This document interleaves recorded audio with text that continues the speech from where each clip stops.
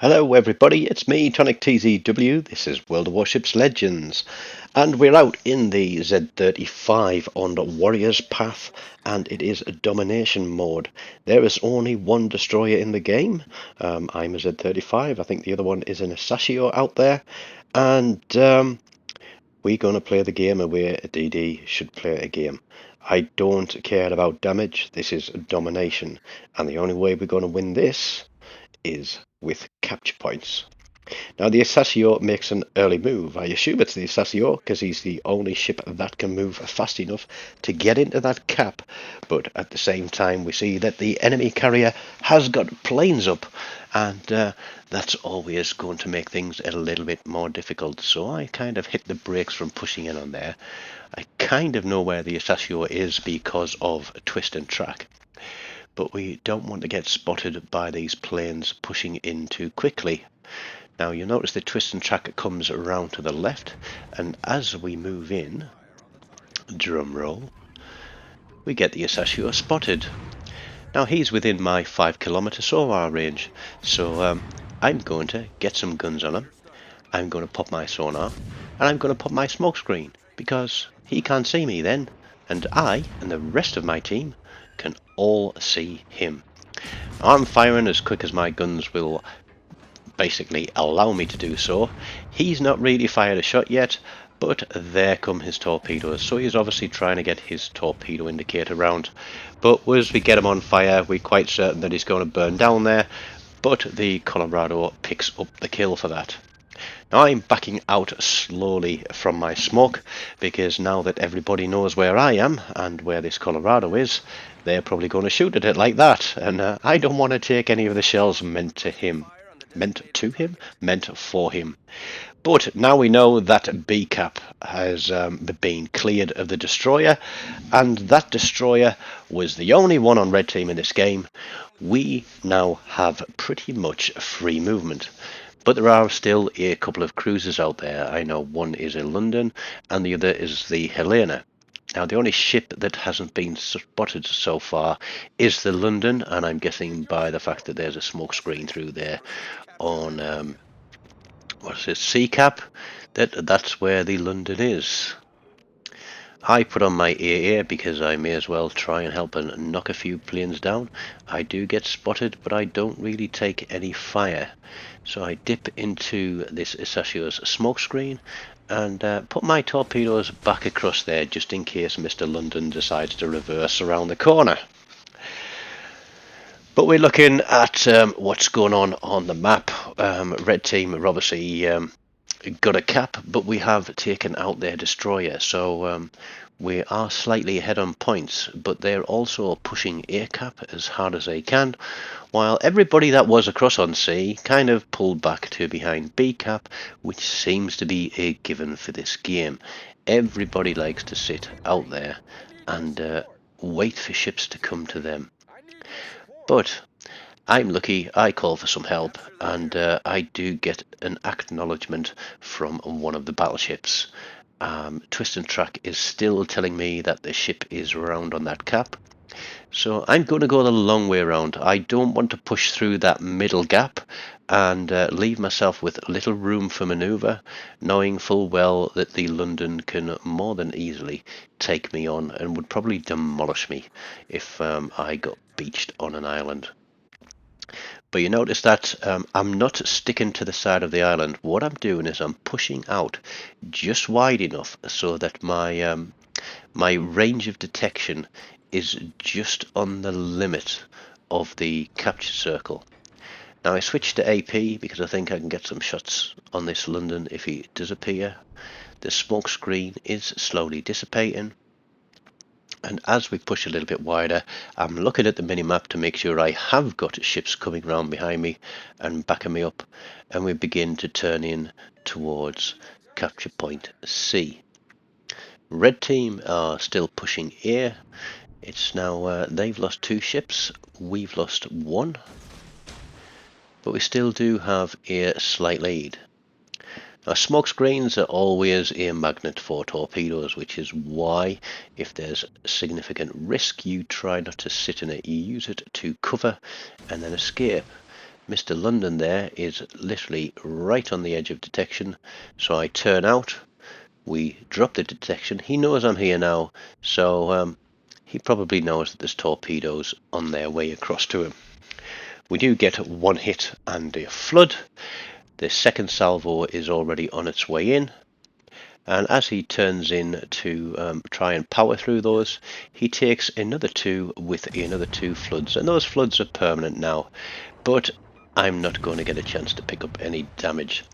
So we get some AP on his broadside, but he starts to angle. We start bouncing shells, but luckily for us, his engines are out. He's going nowhere but back to port. And the who was it picked him up? Was it the Colorado or one of the others?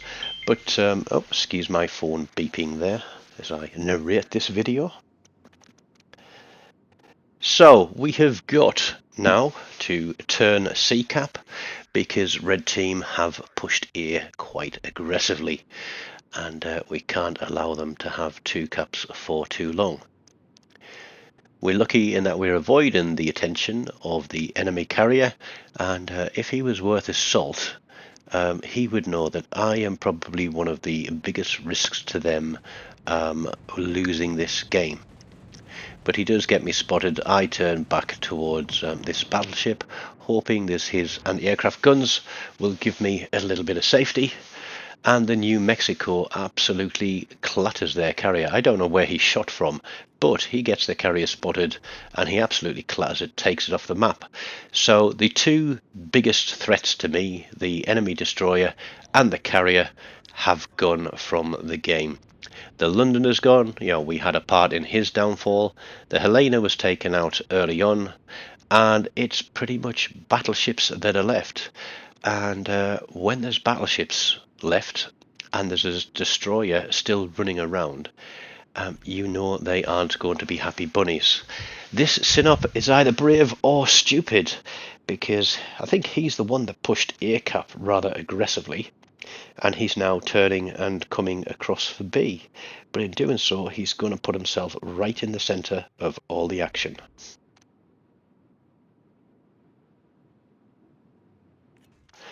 I've already decided at this point that I'm not going to push into B cap to contest it. There are plenty of blue team ships there that have the potential to get an angle on them. Our carrier is dropping a few special deliveries on them as well. Now I think that this Sinop is going to run into this island or hug the island, but we decide to get some guns on him and try to pick up a couple of cap resets.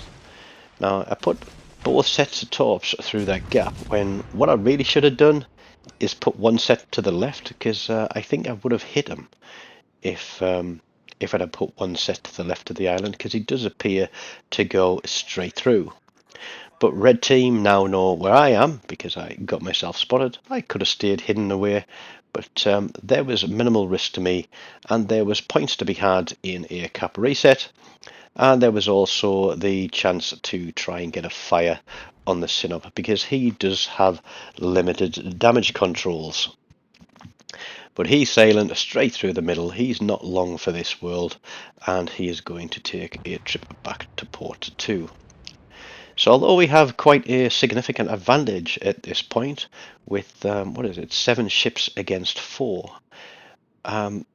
blue team are going to get a little bit overconfident in themselves. You'll notice that there are a couple of ships that have pushed, I'm just adjusting my position, that have pushed right out around the mid of B and C caps, and they're going to pay the price quite heavily, because it is now 6 against 3. So we've got double the numbers. We spot the Colorado there. He obviously knows that I'm coming this way, and I decide to get a few shots on him because I've got the maneuverability and I think I'm far enough away to stay safe from those other two battleships. Now we get a fire on him. He immediately puts it out. He is running back for the assistance of his friends. they could have pushed in to sea cap and potentially use the islands for cover, but with our carrier still active, it would have limited their movement. So they would have had some cover, but they would have had limited movement. But if they'd all stuck together, then their AA fire could very well have caused our carrier some problems. Now we know he's already had one fire. It looks like he's got another on him from the carrier. I dip behind the island just as somebody lobs some shots at me, and then I'm going to hit the brakes here. I'm not going to chase them. I'm going to defend or take and then defend this cap. As I disappear into my smoke, he does get some shots over, kind of blind fires my smoke. So I decide to creep forward and give myself a little bit more of a smoke screen, and we just put a spread of torpedoes out there just in case they decide to come charging in. And although these torpedoes won't have much success, the thought about red team charging in is, well, let's say a little bit clairvoyant. Because although we did have a significant advantage in ships, it is now 4 ships on blue to 3 ships on red. So we've lost a handful of ships for not very many of theirs. So people are getting overconfident. They're pushing out into open water, and these guys on red team are making them pay the price for it. So we have got, well, we did have a rather significant lead, but with each ship that disappears, that lead disappears, and it is only the fact that we control all 3 capture points now that is going to keep us ahead of the game here. Now this Colorado is pushing in as my smoke screen dissipates, and I decide I need to find a little bit of cover. Because with 3 battleships out there, if I get myself spotted, I could be in a little bit of bother. And I don't know who I should be shooting at, if anyone. The Huger is right on the limit of range. The Colorado is pushing in, and I hit my sonar, which is 5 k's long, so the closer he gets, I probably could have waited a little while to press the button on that actually, but I wanted to get myself in the best position to be able to counter this guy, because I think he realizes that the only way they can win this, now that they still have 3 ships and we are down to 2, myself and the carrier. Now I didn't actually notice this at the time, so I wasn't quite on the ball. Excuse me while I take a swig of beer.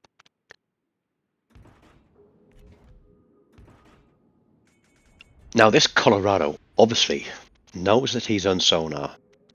He's within sonar range. I've still got 50 seconds to run, and it's decision time.